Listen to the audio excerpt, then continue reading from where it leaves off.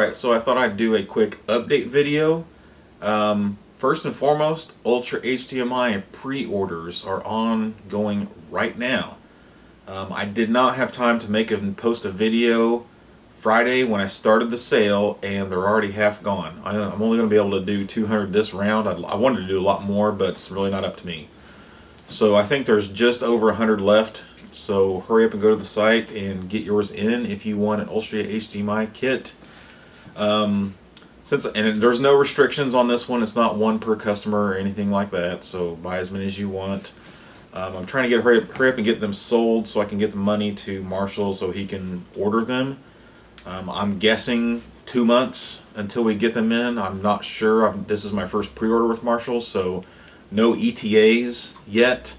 I'm just going off what the high-def NES does. I'm pretty sure they don't use the same fab, but there are other factors here. Chinese New Year is coming up, and high-def NES and UltraHDMI, I think they use the same FPGA, but there have been shortages, and that might be why we're limited to 200 this time. It may have nothing to do with Marshall just doesn't want to do more. It may just be that Marshall can't find enough FPGAs or whatever to make more happen. So, yeah, I'm not real happy about the time frame, or whatever you want to call it. It's just all of a sudden Marshall emailed me and said, "Hey, let's do 200." Just like that. I had no indication that he was gonna let me sell more. I kept emailing him and say, "Hey, I'm ready to sell more kits whenever you are." And then just out of the blue one day, he emails me and says, "Look, you can have 200." So I went ahead and hurried up and had to hurry up and redo the web page. I changed it to a composited, what WooCommerce calls a composited product, and I'll probably end up changing the high-def NES to it too. But I tried it on the Repro X PCB, which I'll talk about in a second, and it turned out pretty well. And basically, just instead of having all the different options and drop-down boxes on like the high-def NES has, it's just you click on a different title for a different product that's also for sale, and you can include it with it, and they're all kind of related to each other. Like, I wanted to sell cap kits along with UltraHDMI kits, so I did a composite. I hurried it up and made the composite product page and replaced the old UltraHDMI sale page with this. And so far, the only thing on there is a cap kit for your power supply. And it's really only for the North America power supply, and because I've never had, I'm still actually pretty N64 ignorant, but Console 5 has a listing for the North America power supply. It's just 6 electrolytic caps, and one of them is 100 volt. Is it 200 microfarad, 100 volt, and it's kind of expensive. So I kept the cap kit to $5. I don't need to make a lot of money on it, but they are all sourced from Mouser. And they are all Nishikon or Panasonic, good brands, low ESR, and high temperature. So these will probably last forever. But I did find a couple possibilities of using like a computer power supply in place of it. I thought that was pretty cool. If we could find one that'll fit inside of that little shell, do the modification on that, that'd be great. But I do have some caps coming, so I will do a video on how to replace those caps in the power supply. I do plan to have a cap kit for the motherboard as well. Console 5 has 6 different motherboards, combination of caps listed, and I'm just going to have one cap kit that'll cover them all. Like, there will be enough of each size of cap to replace them all. However, I'm going to use ceramic surface mounts instead of electrolytics.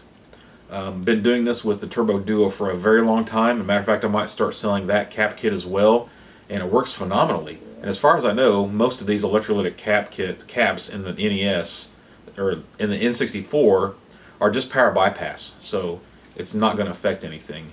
There are going to be some motherboards that have 1 or 2 220 microfarad 10 volt caps, and you just can't get those in ceramic. So I'm going to have to supply 2 through-hole caps to replace those. And again, I'll do a video about that, but it'll be just like the Turbo Duo. Get yourself some flush cutters and snap them off, and then wipe off the legs with your soldering iron and solder down the surface mount cap.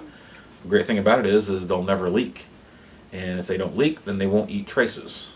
So as long as they work, it's a great upgrade if you ask me.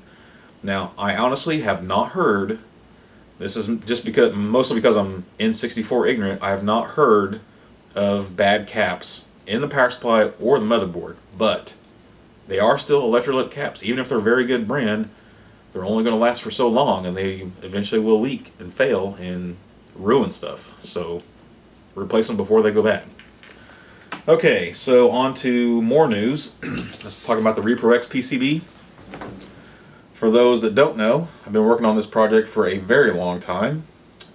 Started getting serious about it last May, and I finally ordered boards, and they are for sale on my website now. As far as I know, I am the cheapest option for this board. This is a Nintendo NES cartridge PCB for making reproductions or homebrews. The Repro X PCB only does simple mappers, and what I mean by that is like NROM, CNROM, the AROM stuff, and the UROM stuff, and some of the others like GNROM, MHROM, stuff like that. Watch the videos if you don't know about what that is. Put those up for sale last week. I wasn't expecting it to fly off the shelves, but I also haven't posted a video about it either. So I'm very limited on cart shells, and I have not yet gotten in sockets. These sockets right here. That's for if you want to do like I do. I've got 7 boards here set up with sockets for the different mappers that the Repro X will do. That way you can put in your mapper chips and your EPROMs and test them before you solder them down permanently to the PCB.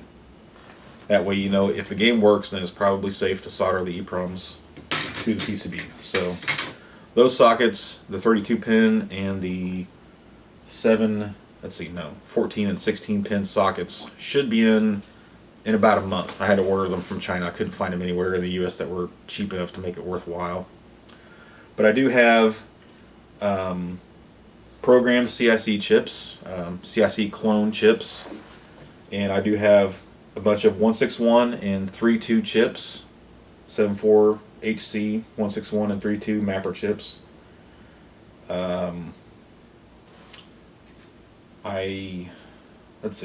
The EPROMs, I have 27C 128s and 27C 020s.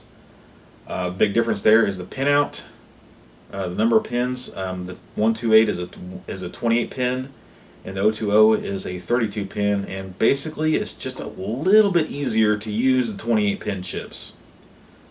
There's a couple solder jumpers on the back of the PCB that you won't have to mess with, and you won't have to double your program up to the 2 megabit size to put on the 020. But there are some, even on the simple mappers, there's some ROMs out there that you just can't fit onto the 128 chip. So I think that's about all I can think of with the Repro X. More news for the high-def NES is, I've tweeted this and put it on the main page, but the PCBs are done and have been shipped to Kevtris. They should be here this coming week, so he can get started on programming and testing the main boards. I'll try to make my way up there to grab interposers and bring them home and do the testing and start doing ESD bagging on those, as well as pre-assembling a bunch of them for people that ordered them pre-assembled. And on that note, instead of using the round machine pin sockets for the CPU and PPU, we are going dual wipe, and I found some dual wipes that will fit, but it's going to take a little bit of modification, and I am going to do a video on that. But the machine round pins that Kevtris ordered last round, they were just loose. They were more loose than any of them that we'd had before, and we had a lot of problems with the pins of the CPU and PPU just not making good contact in those sockets. The problem is the yellow rev, which is the next rev interposers. Kevin did not have time to modify them in any way, So the dual wipes are not going to fit on there perfectly, but they will be. You will be able to force them on there, and I'll show that in the video. It's really not that big of a deal, but again, if you have them pre-assembled, then you don't have to worry about it. So that's about all I can think of.